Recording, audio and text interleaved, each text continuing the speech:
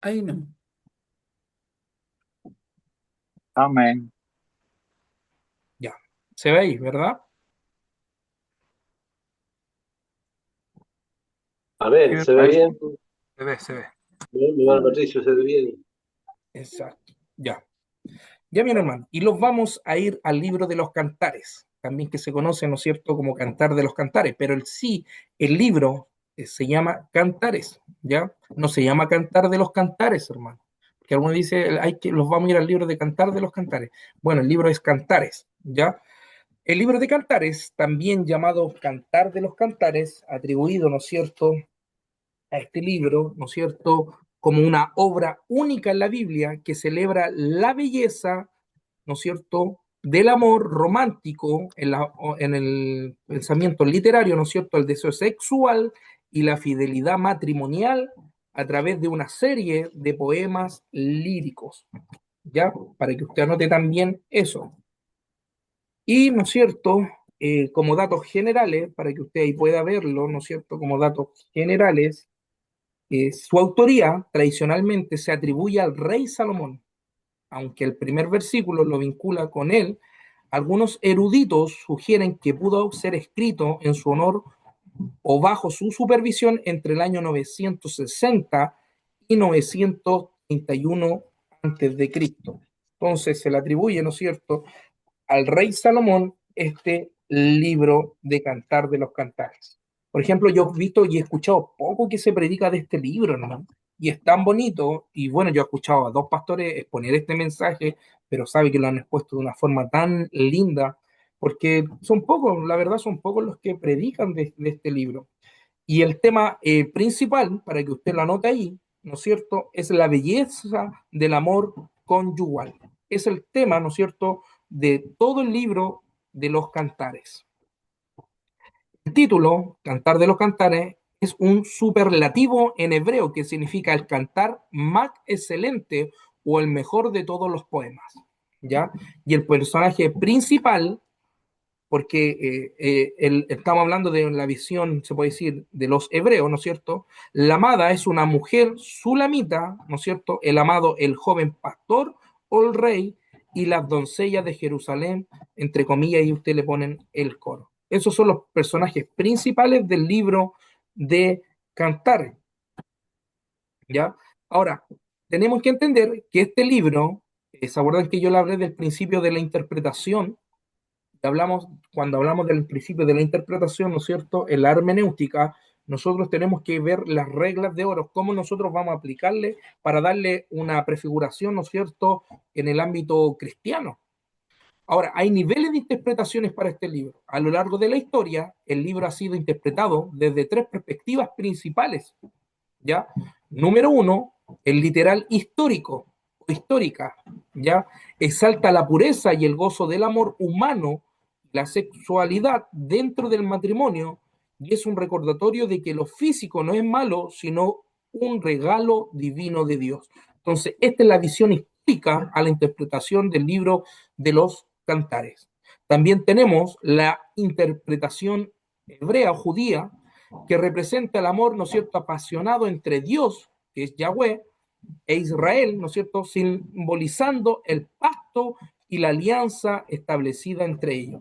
Y la interpretación cristiana, ¿no es cierto?, que el enfoque cristiano que le damos nosotros, se interpreta como una figura del amor entre Cristo, ¿no es cierto?, que es el esposo, y la iglesia, que es la esposa, destacando la entrega de Jesús por su pueblo. Y dicho esto, vemos estas tres interpretaciones que se le da al libro, ¿no es cierto?, en la hermenéutica al libro de los cantares. Y en los temas principales y en la estructura, vemos, ¿no es cierto?, como tema principal el diseño. No sigue una narrativa lineal rígida y es más bien una colección de poemas que fluyen entre escena de búsqueda y encuentro y deseo. También en los temas y en su estructura vemos como número dos la advertencia recurrente. El libro aconseja, ¿no es cierto?, la paciencia y pureza. No despertéis ni hagáis velar al amor hasta que quiera. Y es un versículo bien claro, bien clave que está ahí. También como número tres vemos, como número tres, la ausencia de la mención de Dios en este libro. Al igual que el libro de Esther, Cantares no menciona explícitamente el nombre de Dios, excepto posiblemente en el capítulo 8, versículo 6, enfocándose, ¿no es cierto?, en la manifestación de su diseño en las relaciones humanas. Y en resumen, este libro, que es bien corto, que si usted solamente lo ve, es bien cortito el libro de los Cantares, ¿cierto? Este libro sirve como un puente entre la creación del hombre y la mujer en el Génesis y la visión de las bodas del Cordero en el Apocalipsis. Este resumen yo lo doy basado a la interpretación, a la hermenéutica cristiana, ¿ya? La visión de las bodas del Cordero en el Apocalipsis, reafirmando el matrimonio como el diseño supremo de Dios para la intimidad. O sea que aquí vemos claramente el diseño y el estado original entre el hombre, es un hombre y una mujer. Amén. Y dicho esto, terminamos el libro de los Cantares, para ya estar pasando, hermano, me estoy apurando un poquitito, para que podamos ver también el tema sobre de la noticia, hay una noticia muy buena que quiero compartir con ustedes. El hombre juega a ser Dios. Si me da un segundito, si puede ver y alguien me puede confirmar, mis queridos hermanos, si sale ahí en pantalla. Ya. Y terminamos con el libro de Eclesiastés, ¿no es cierto? Que también es muy bueno el libro de Eclesiastés, que se le conoce como el libro del predicador. Amén. Y los vamos al libro de Eclesiastés, a la introducción, y también se puede decir a la síntesis de este libro. Amén. Introducción al libro de Eclesiastés. El libro de Hermano, Eclesiastés, no sale nada, no ¿no sale la sale? diapositiva. Ya, a ver, deme un segundito.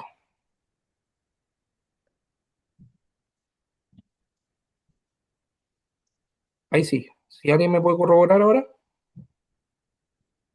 Amén. Amén, amén. Ahí sí. Amén, hermano. Amén.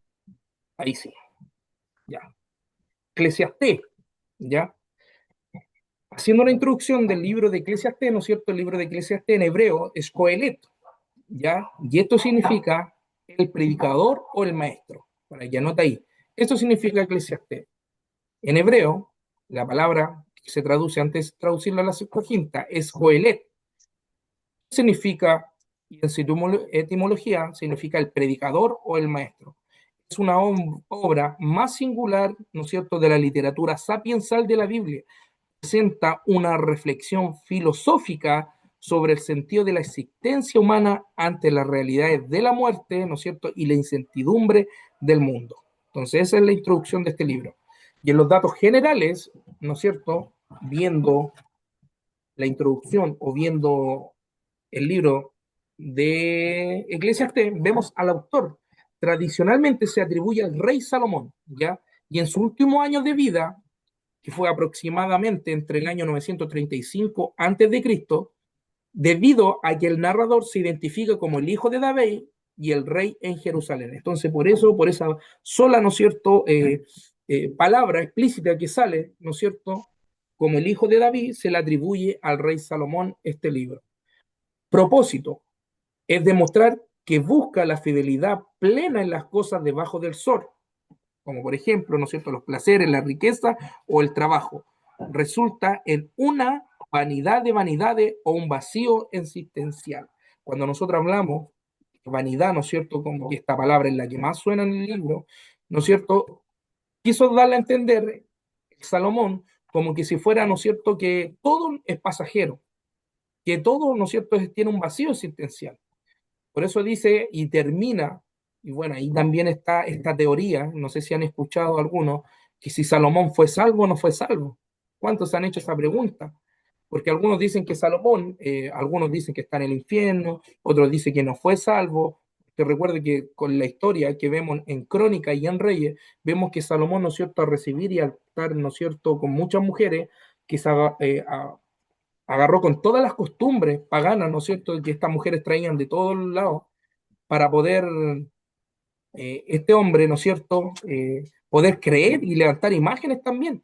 Entonces, siempre está esta teoría si es que Salomón fue salvo o no fue salvo. Ahora no vamos a caer en esto, a hacer un debate ahora, hermano, pero igual me gustaría hacer una opinión, no sé, a ver, yo solamente una opinión, hermano, esto es una teoría, ¿ya? Porque nosotros tenemos que entender que bajo los planes de Dios, una cosa que son las dispensaciones, vemos de Dios que trabaja de diferentes formas. Por ejemplo, en el tema de la predestinación, yo creo la predestinación, yo la otra vez lo dije, nosotros, yo creo una predestinación en el Antiguo Testamento, incluso me atrevería a decir a una destinación, pero en Dios, no en el hombre, porque el hombre sabe que fue creado con un fin, pero ya están los propósitos de Dios saber si esa persona es salva o no es salva.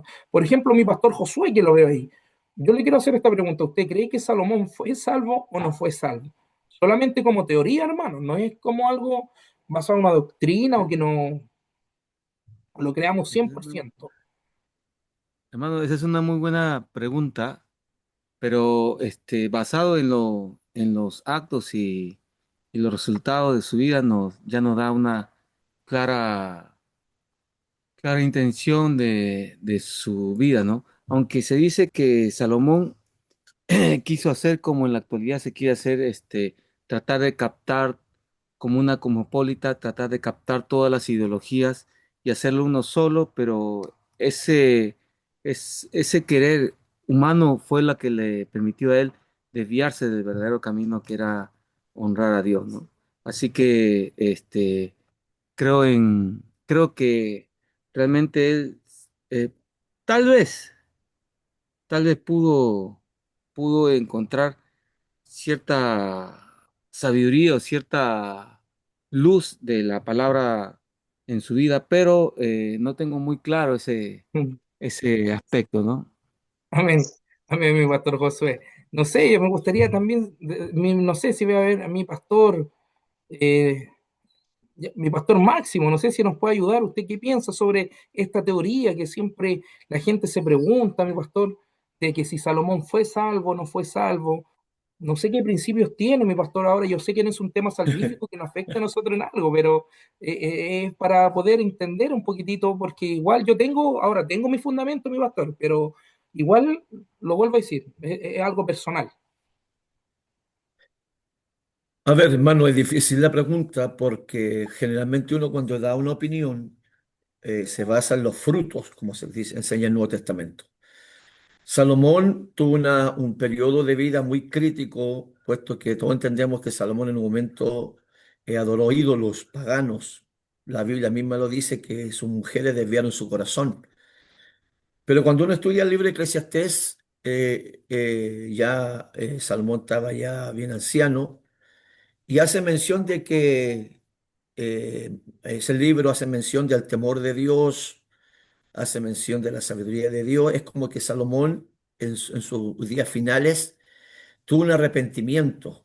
El punto es, hermano, que queda la duda, aunque hay ciertos señales de que Salomón al final de los días se arrepiente, porque habla del temor de Dios, habla de arrepentimiento, pero dada la vida de Salomón queda la duda. Mm, Eh, de hecho, Jesús lo menciona en un pasaje, no lo pude encontrar, estaba buscándolo ahora para reafirmar lo que estamos hablando, pero no lo pude encontrar. Pero queda siempre la duda por los actos de Salomón. amén. De hecho, estaba buscando también ahí la carta a los hebreos, si salía él, su nombre, cuando habla de los héroes de la fe del Antiguo Testamento, y tampoco está. Entonces está la duda, pero eso La duda. es un fundamento, una decisión divina. Entonces uno no puede ahí, como la Biblia no lo menciona, uno no puede ir más allá. Eso, hermano, es mi opinión. Amén.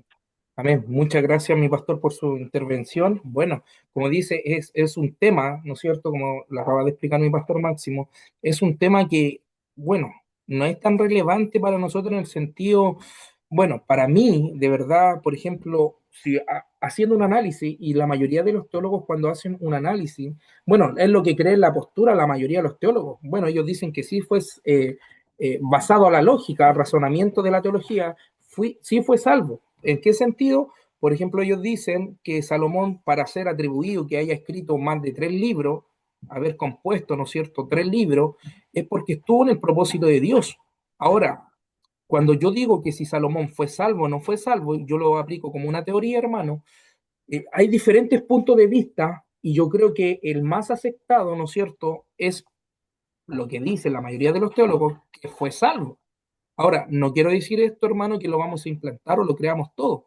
¿Por qué? Porque según haciendo una cronología de los libros de Proverbios, ¿no es cierto?, y Eclesiastés y de Cantar, de los Cantares, este libro termina con un dicho, y este dicho todos lo conocemos, que el fin de todo el discurso, o sea, del fin de todo, después Salomón de que haya hecho, haya sido rey, haya gobernado, haya ganado, ¿no es cierto?, guerra, haya escrito, él dice que todo es vanidad. Y el fin de todas estas cosas, terminando el último libro, a todo esto me confundí, hermano.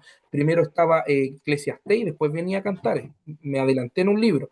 Haciendo un resumen de todo esto, en el capítulo 12, si usted se va a la Biblia, y en el versículo 13, y a esto es lo que los teólogos dicen, dice que el fin de todo, o sea, que él pudo entender que todo era malo, que todo era vanidad, que todo procedía de la carne, y que él se había dado cuenta, ¿no es cierto?, que sobre todas estas cosas, de vivir toda la experiencia que él tuvo como rey, ¿no es cierto?, como hombre sabio, que el fin era temer a Dios y guardar sus mandamientos. Entonces algunos aplican este versículo como que se quiso arrepentir, pero no está hablando de un arrepentimiento también genuino.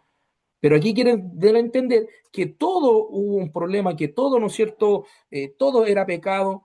¿Y cuál fue la consecuencia, ¿no es cierto?, es para poder garantizar esto, de que Salomón haya reconocido y fue salvo, es que él reconoció que el guardar los mandamientos y temer a Dios es el principio de todas las cosas. Ahora, esa es una teoría. Ahora está la otra contraparte, ¿no es cierto? Como dice, por los frutos, dijo mi pastor Máximo, que es muy bueno.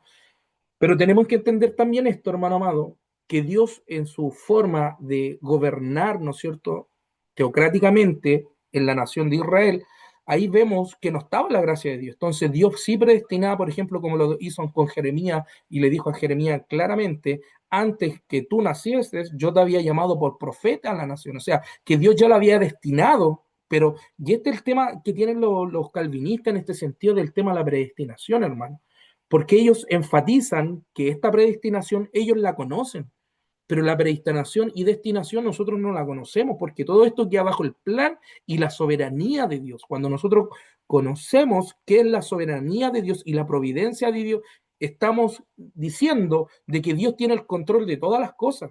Eso no me garantiza saber la salvación de un hermano o me garantiza la salvación de Salomón, no sé si me entiende, pero en el tiempo que trabajó Dios con Salomón fue un tiempo muy diferente al tiempo de la gracia, que Dios sí destinaba, porque recuerde que el apóstol Pablo dijo un versículo muy, muy bueno que me gustó, que dijo, por cuanto todos pecaron, o sea, que todos pecaron, antes que Cristo, ¿no es cierto?, se entregara en el madero de la cruz, todos pecaron. O sea, ni aún así, en un momento Dios sastió de los sacrificios, sastió porque veían que era mucho el pecado, que ya eso, el holocausto ante los ojos de Dios, ni siquiera era hasta abominación, hermano. En un momento le dijo, abominación son sus holocaustos, ya estoy aburrido, estoy como me tienen hastiado con su holocausto. Lo que quería Dios que actuaran bajo misericordia, bajo amor y que cumplieran sus mandamientos. Entonces, aún así, los sacrificios de algunos, se puede decir, judíos, hebreos, eran en vano. Entonces, esta es la otra teoría que ellos también afirman de que sí Salomón fue salvo porque fue un tiempo distinto al tiempo de la gracia. Ahora, yo igual me puedo inclinar un poco a eso porque ahí no estaba el tiempo de la gracia. Pero si Dios actuaba, recuerde que no estaba Jesucristo, no estaba el sacrificio de Jesús. Entonces, yo puedo inclinarme un poquito a de que Salomón sí fue salvo. Ahora, queda todo eso en los planes de Dios. Ahora, no sé si opina también mi pastor Patricio, algún pastor, o piense que no. Ahora, lo vuelvo a decir, para que esto no se presente como tipo de debate o de que nos pueda separar doctrinalmente, lo vemos como teoría, ¿ya? Si es que fue salvo o no fue salvo Salomón. Amén. ¿Ya? Entonces, en el propósito, ¿no es cierto?, del libro de Eclesiastés, el último libro, también se le dice que este libro, viendo en el tiempo cronológico, fue escrito en el año 935 y ya Salomón, ya en el año 920 al 30, ya había dejado de existir. Por eso se le atribuye que este fue el último libro y en el último capítulo dicen que Salomón se arrepintió. ¿Ya? Y el propósito central de este libro de Eclesiastés, ¿no es cierto?, es demostrar que buscar la fidelidad plena en las cosas debajo del sol, placeres, ¿no es cierto?, riqueza o trabajo, resulta, por eso ahí se aplica esto, resulta una vanidad de vanidad, que es un vacío existencial. Y el versículo clave lo podemos encontrar al principio del capítulo, que es el 1:2, que él dice, vanidad de vanidad, dijo el predicador, vanidad de vanidad, todo es vanidad. Entonces, y usted ve la palabra vanidad en el libro de Eclesiastés muchas veces. También en los temas principales, que aquí vamos a dar también un poquito de esto, que son 4, para que usted lo anote también en estos temas principales de este libro, para tener una aclaración, una claridad más en el tema de la síntesis de este libro, ¿no es cierto? La vanidad en hebreo es Hebel, para que lo anote ahí. El autor usa la palabra hebrea Hebel, traducida como vanidad, lo que significa literalmente vapor o humo. Eso significa la palabra, la finalidad de esta palabra, que todo no existe, todo es como superficial, todo se evapora, todo muere, todo se marchita. También, ¿no es cierto?, para describir que la vida es transitoria, inalcanzable y a veces parece no tener sentido. Ese es el tema principal, número 1. También como número 2, vemos la muerte como igualador. Resalta que tanto el sabio como el necio, el rico y el pobre, tienen el mismo destino final, lo que cuestiona las prioridades puramente materiales. También como tema principal, el número 3, el disfrute del presente. A pesar de su tono pesimista, aconseja disfrutar de los placeres sencillos como comer, beber, trabajar como dones de Dios para el momento presente. Bien, como tema principal número 4 es el temor a Dios. Y esta es la conclusión final que le da Salomón a este discurso. Amén. La conclusión final del libro es que ante la incapacidad humana de comprender todo, el deber supremo es temer a Dios y cumplir sus mandamientos. Por eso, como le había dicho anteriormente, algunos, la mayoría de los teólogos creen que sí fue salvo Salomón, porque se dio cuenta, según en el último días de su vida, que todo era vanidad, y él concluyó con este libro, para dar así, ¿no es cierto?, se puede dar así, que el hombre todo lo tiene que tener como humo, como vapor, como lo habíamos dicho en el significado central de esta palabra que es vanidad en hebreo. Amén. Y esos son los temas principales entonces del libro de Eclesiastés. Diferencia importante, y esto también yo lo quise anotar acá, que por ejemplo yo el otro día también escuché a un predicador muy famoso, dijo, vamos a irlo al libro, al eclesiástico, ¿ya? Y hermano, cuando nosotros queremos trazar bien los libros arriba del púlpito, tenemos que entender que hay que trazarlo bien. Y este pastor, yo por eso lo anoté acá, no se debe confundir con el libro eclesiástico, ¿ya? Siracide, porque algunos dicen, vamos a irlo al libro eclesiástico, mientras que Eclesiastés forma parte de los escritos canónicos de la Biblia hebrea y protestante, que son nosotros. El eclesiástico es un libro deuterocanónico que esencialmente se presenta en las Biblias católicas y ortodoxas, ¿ya? Ese es un punto bien importante para que la anote ahí, que Eclesiastés no es lo mismo que eclesiástico, ¿ya? Porque hay un libro, y esto lo puse, hermano, por ese mismo error y ese mismo detalle de un pastor que es muy conocido. Dijo, abran la Biblia en el libro eclesiástico, y no, el eclesiástico es una carta, se puede decir, deuterocanónica. Cuando hablamos de deuterocanónico, de un segundo canon, ya que son los libros apócrifos. Y eso es muy importante que lo anote. Y en conclusión del libro de Eclesiastés, es que aunque la vida bajo el sol sin Dios parece vanidad, o sin sentido debido a la inevitabilidad de la muerte y la impredecibilidad, para que anote bien eso, la respuesta final es temer a Dios y guardar su mandamiento. Por eso el Señor Jesús, me gusta ese versículo, si alguien me puede ayudar con ese versículo, si me amáis, guardar mi mandamiento, dijo el Señor, ya que Él juzgará toda obra y Él solo en una relación con Él y en la expectativa de la eternidad se encuentra el verdadero propósito y la capacidad de disfrutar de los placeres de la vida como beber, trabajar con alegría antes que llegue el fin. Y esa es la conclusión que nos da también el libro para poder recapacitar con lo que quiere decir también de comer y beber y trabajar con alegría, ya porque Dios nos manda también. no todo en ese sentido es vanidad o todo se... No, Dios ve el esfuerzo y Dios se agrada con los que se esfuerzan. Entonces también hay que tenerlo como en conclusión eso. Por eso aquí Salomón, en este libro de Eclesiastés, lo dice que hay que disfrutar en ese sentido, ya por el esfuerzo y los trabajos de la mano, para que también no haya ahí una mala interpretación. Porque algunos dicen, no, como dice el libro, que todo es vanidad, el trabajar es vanidad, comer es no, hermano. Si Dios nos hizo con una capacidad también intelectual y también moral. Amén. Y dicho esto, terminamos el libro de Eclesiastés. Y vamos a pasar el día de hoy, hermanos.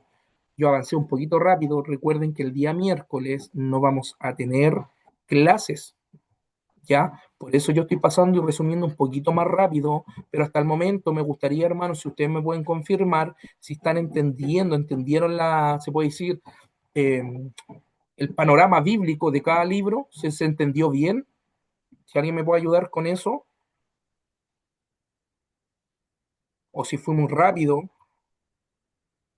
Recuerden, hermanos, que igual vamos a dejar la diapositiva ahí. Ya quiero ver, bueno, me va a avisar esto, vamos a tirar, mi hermano. No sé si están viendo, si me avisan ahí en pantalla, si están viendo, vamos a pasar a la noticia, vamos a seguir con la noticia, para que ustedes anoten esto también, es muy bueno lo que vamos a pasar ahora. El hombre juega a ser Dios, la parte 2. Recuerdan que en la primera clase, ¿se ve ahí? Si alguien me puede ayudar. Sí, hermano, se ve. Amén, amén. Ya. Sí, amén. Amén. ¿Se acuerdan que en la primera parte vimos el hombre juega a ser Dios? ¿Se acuerdan de qué hablamos? Hablamos sobre la IA, ¿no es cierto? Bueno, vamos a seguir con el tema de la IA. Dios bendiga a mi pastor Francisco, que me había dicho que se iba a conectar un poquito tarde. Dios le bendiga, siervo. Así que vamos rápidamente. El hombre juega a ser Dios, parte 2. Amén. Y hoy día vamos a hablar un tema que también yo sé que no todos lo conocemos, pero es bueno hablarlo, porque muchas veces no se tocan. De hecho, es bonito predicar también de estas cosas sobre lo que está pasando, los acontecimientos que están pasando ahora en lo contemporáneo. Ya, yo sé que es lindo predicar, hermano, o dar a conocer, por ejemplo, los fundamentos de vida cristiana, temáticas como del matrimonio, escatología, que son siempre una bendición, pero siempre son pocos de hecho, más se tocan esto ahora, los conocidos eventos escatológicos nomás que se ven, pero ni eso se toca como con pinceladas con las cosas que están pasando, porque yo hasta el día de hoy, bueno, yo conozco algunos, no sé si han escuchado hablar sobre Baruch, es un judío mesiánico cristiano. No sé si alguien lo ha escuchado. Bueno, para mí, él es un escatólogo, porque ahora la escatología está tan manoseada, hermano, y está tan, disculpe la expresión, hermano, yo con todo respeto lo digo, con todo respeto, y no se sienta mal, pero aquí, por ejemplo, yo he escuchado encuentros escatológicos, eventos escatológicos, pero sabe que siempre disculpe, los 20 años hablan siempre lo mismo. Entonces, no le dan un trasfondo como el libro, como lo hace Samuel Pérez Millo en el libro de Apocalipsis, que yo lo recomiendo. Si usted quiere saber de escatología y saber los tiempos escatológicos y poder ver la interpretación escatológica, por favor, váyase, hermano, y compre su libro de escatología bueno, Samuel Pérez Millo, se lo recomiendo, el de Apocalipsis. Otra vez me dice, hermano, que la reunión se va a terminar en 10 minutos. Vamos a pasar rapidito. Ya, hermano, y basado a esta primicia, basado a este segundo noticia, quiero partir con el capítulo 12 y versículo 4 del libro de Daniel. ¿Ya? Y de ahí nos vamos a afirmar para empezar esta noticia. Dice, de esta manera, le dijo el ángel, pero tú, Daniel, cierra las palabras y sella el libro hasta el tiempo del fin. Muchos correrán de aquí para allá y la ciencia aumentará. Entonces esas fueron las palabras que el ángel le dio a Daniel, ¿no es cierto?, cuando estaba en Babilonia, en el cautiverio, ¿no es cierto? Ahora, el contexto de este pasaje profetiza eventos relacionados con el fin de los tiempos. Estamos hablando de un tema escatológico, hermano, ¿ya? Indicando que habrá una gran aceleración en el movimiento humano. Y esto significa, entre comillas, correrán de aquí para allá y en un incremento masivo en el conocimiento terrenal. Recuerde que hay un conocimiento terrenal, como vimos la clase pasada, en El hombre juega a ser Dios número 1, que había un conocimiento, ¿no es cierto?, terrenal, que era del mundo, que no procedía de Dios. Ahora, como introducción a este estudio, con la llegada de la inteligencia artificial, no solo hacemos uso de la tecnología, sino que está llegando a influir en nuestras elecciones, decisiones y comportamiento. Uno de los trabajos más extraordinarios, y si usted puede ver ahí en pantalla, ¿no es cierto?, de la IA es la creación del chip inalámbrico cerebral. ¿Ya?